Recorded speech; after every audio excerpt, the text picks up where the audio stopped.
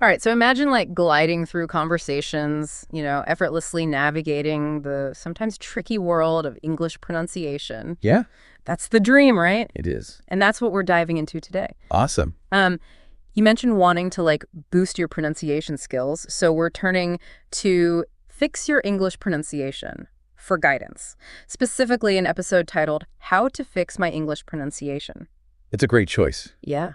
The episode really gets to the heart of why English pronunciation can sometimes feel like an uphill battle. Okay, so let's unpack that. Why? Okay. The episode points to three main culprits, right? Exactly. Like, why is it so hard? Yeah, first up, we have the silent letters lurking in words like knife and Wednesday. Oh, yeah. They're like pronunciation landmines. Totally. You think you've got the word figured out, and then boom, a silent letter throws you off. It's true. You'd think after years of speaking English, those silent letters wouldn't still catch me off guard. Right. And then there's the ever so confusing off situation. Ugh. Yes, the infamous ooh. Yes. It's like a chameleon changing its pronunciation depending on the word it's in. Oh, my goodness. Think about it. Through, though. Yeah. Off. Yeah. It's enough to make anyone question their sanity. Okay, I'm starting to see why English pronunciation has a reputation for being tricky, but is it just silent letters and shape-shifting sounds that make it so challenging? Those are definitely major players, but there's another layer of complexity. Okay. English has certain sounds that simply don't exist in a lot of other languages. See, this is where I hit a wall. Uh-huh. I've tried explaining the phi sound to friends who are learning English, and it always ends up sounding like a bad impression of a lisp. The phi is notorious. To get it right, you have to position your tongue between your teeth and expel air. It's so specific. It's a very specific movement. And then there's the ship versus sheep dilemma. Oh, yeah. Those subtle vowel differences Right. can be incredibly hard to master for non-native speakers. So English pronunciation is like a puzzle box with multiple layers of complexity. But I'm guessing this episode doesn't leave us hanging right. Right. It offers some solutions. Absolutely. The episode lays out 8 steps to help you navigate those complexities and improve your pronunciation. Okay. It all starts with step 1, active listening. Okay. It stresses the importance of really tuning in to how native speakers sound. That makes sense if you're trying to improve your tennis serve. You'd watch how the pros do it, right? So for pronunciation, it's about immersing yourself in the sounds of native speech. Precisely. And where you choose to get that daily dose of listening can make a big difference. Podcasts are great, but don't forget about the power of movies, music, even audiobooks. The more you diversify your sources, the better you'll attune your ear to the nuances of pronunciation. Okay. Active listening. Check what's next in our pronunciation toolkit. Step 2 is a technique called shadowing. Okay. It's often described as language karaoke, but it's much more than just mimicry. You listen to a native speaker and try to mirror not just their pronunciation, but also their tone and rhythm. So it's like you're absorbing the music of the language the way it flows and ebbs. Exactly. That seems crucial for sounding natural, not just robotic. Exactly. You're essentially training your mouth to form the sounds in the same way a native speaker does. Wow. It's like building muscle memory, but for your pronunciation. All right, so we've got active listening and shadowing down. What's step 3? Step 3 tackles the issue of trying to say too much too quickly. Okay. It's about breaking words down into syllables. They use comfortable and chocolate as examples. Okay. Instead of rushing through the word, you slow down and say comfortable and chocolate. Interesting. It seems counterintuitive, but slowing down and breaking things down could actually help you speed up in the long run. It's a bit like learning a dance routine. Yeah. You wouldn't try to perform the whole thing at full speed right away. Right. You break it down into steps, master each one, and then gradually build up speed and fluidity. Okay. Slowing down to speed up makes sense. I'm sensing a theme here. So what's step 4? Step 4 is where we roll up our sleeves and tackle those particularly troublesome sounds head on. All right, let's do it. The episode specifically calls out the th sound and the infamous R and L confusion. Yes. I can already feel my tongue getting twisted just thinking about them. Yeah. But how do we actually approach these sounds? It's about active practice and feeling the difference in your mouth. Okay. For the th sound, place your tongue between your teeth and practice words like think, this, that. Okay. Focus on the air flowing over your tongue. Got it. For R and L, pay attention to where your tongue is in your mouth. Okay. With L, the tip of your tongue should touch the roof of your mouth. Well, with R, It doesn't practice minimal pairs, like right and light, feeling the subtle difference. So it's about getting up close and personal with the sounds, really feeling how they're produced. Okay, I'm ready for step 5. What's next? Step 5 brings a little bit of fun into the mix with tongue twisters. Tongue twisters. Really? I thought those were just for kids. They might seem silly. Yeah. But they're actually a fantastic way to practice specific sounds and improve your articulation. Okay. The episode gives us some classics like She Sells Seashells by the Seashore. Oh, yeah. For practicing shay and S sounds. Great. And Red Lorry, Yellow Lorry for differentiating between R and L. So there's a method to the madness. Yes. It's not just about reciting them as fast as you can. It's about precision and clarity. Exactly. And don't forget about the 33 Thieves thought they thrilled the throne throughout Thursday for conquering that tricky fath sound. All right, tongue twisters challenge accepted. What does step 6 have in store for us? Step 6 brings technology into the equation. Okay. It encourages you to record yourself speaking and then compare it to a native speaker. This is interesting. Could you explain how self-recording helps pinpoint pronunciation issues? It's all about getting an objective perspective. We often don't hear ourselves the way others do. By recording yourself and listening back, Okay. you can identify any pronunciation habits you might not even be aware of. Right. You can compare your recording to a native speaker, noting differences in intonation, Okay. rhythm, and individual sounds. This allows you to zero in on specific areas for improvement. That makes a lot of sense. It's like having a pronunciation coach right in your pocket. Okay. On to step 7. Step 7 challenges the misconception that speaking fast equals fluency. Okay. It emphasizes the importance of speaking slowly and clearly at first, prioritizing accuracy over speed. So it's not about racing to the finish line. It's about building a solid foundation. Exactly. This ties back to the idea of breaking down words into syllables Right. and mastering each sound before speeding up. Once you have the foundation in place, fluency will come more naturally. Okay. Slow and steady wins the race. I can get behind that. What's the final step? Step 8 is all about immersive learning.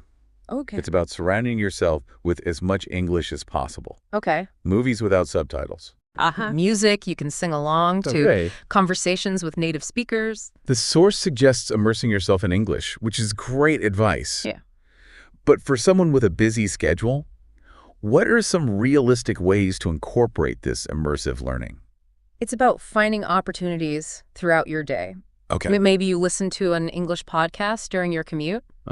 Or watch an English language TV show in the evening. You could even try changing the language settings on your phone or computer to English. Oh, that's a good idea. It's about making English a part of your daily life. Yeah. Even in small ways. So it's about finding those little pockets of time to engage with the language. That seems much more manageable than trying to overhaul your entire routine. All right, we've covered the 8 steps, and it's clear there's a lot to unpack here. Yes. But before we dive into the specifics of the 5-minute challenge in part 2, I'm curious. Okay. What stands out to you as the most impactful element in this approach to pronunciation? If you had to choose one key takeaway for our listener to focus on, what would it be? That's a great question. While all 8 steps are valuable, I think the most impactful element is the emphasis on active engagement. Okay. Whether it's listening, attentively shadowing native speakers, or breaking down words into syllables, it's about actively participating in the learning process rather than passively absorbing information. Right. That active engagement is what truly drives progress. That makes sense. Okay, so we've explored the why behind English pronunciation's complexities and the how of tackling them. Right. Now let's zoom in on that 5-minute daily practice challenge. Yeah. It sounds almost too good to be true, right? Like 5 minutes a day. It might sound deceptively simple. Yeah. But remember, consistency is key when it comes to mastering any skill. Right. And pronunciation is no exception. Of course. This challenge takes those 8 steps we discussed and distills them into manageable daily practices. So walk us through it. What does a week of pronunciation workouts actually look like? For the first 3 days, you're all about listening and shadowing. Find a native English speaker to listen to. Okay. Maybe it's a favorite podcast, Yeah. a TED Talk, Yeah. or a scene from a movie you love. Right. As you listen, really focus on the sounds, Okay. the intonation, the rhythm. Okay. Then try to mimic it as closely as possible. It's like becoming a vocal chameleon, shifting your pronunciation to match what you hear. Exactly. You're not just repeating words. Right. You're internalizing the music of the language, how it flows and connects. This helps you move beyond pronouncing words in isolation and start speaking more naturally. That's a great point. It's not just about getting the individual sounds right. It's about connecting those sounds in a way that feels authentic. Right. Okay, so days 1 through 3 are all about listening and shadowing.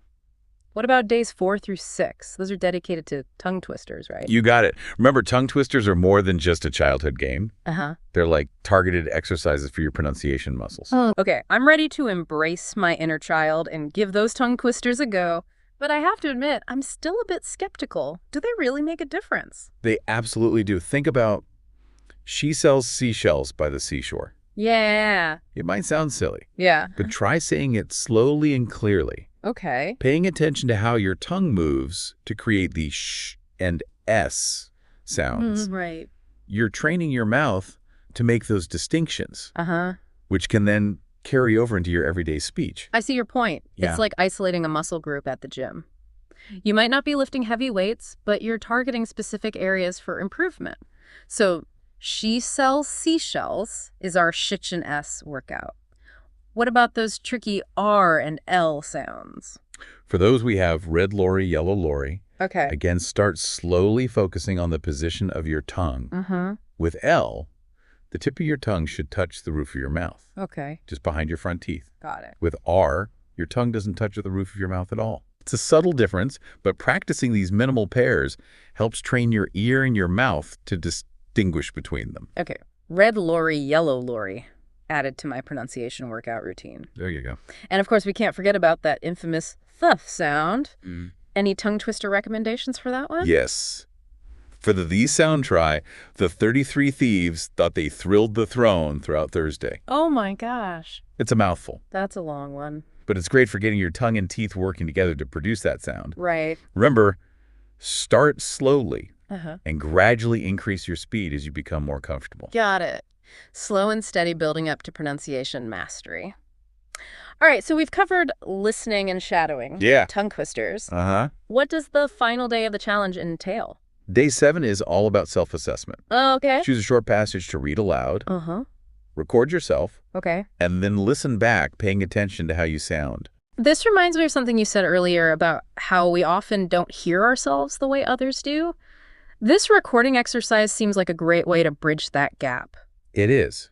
It's also a powerful tool for tracking your progress. Okay. As you listen to your recordings over time, you'll start to notice those tricky sounds becoming clearer. Right. Your rhythm becoming more natural. Yeah. And your overall pronunciation improving. It's a tangible way to see how far you've come. Okay, so we have the 5-minute challenge breakdown. Right. 3 days of listening and shadowing. Yep. 3 days of tongue twisters. And 1 day of recording ourselves. Yes. This structure makes it feel much less daunting. Exactly. And don't underestimate the power of those short, focused practice sessions. Yeah. Even 5 minutes a day can make a significant difference over time. This episode really emphasizes the importance of consistent practice, doesn't it? It does. But it also talks about something else that I found intriguing. The power of mindset. Yes. That's a crucial aspect that often gets overlooked. The episode reminds us to be patient with ourselves, right? It's about embracing the journey, not beating ourselves up over every mistake. Absolutely. Learning any new skill, especially one as complex as pronunciation, takes time and effort. Of course. There will be bumps along the way, days when you feel like you're not making any progress. Right.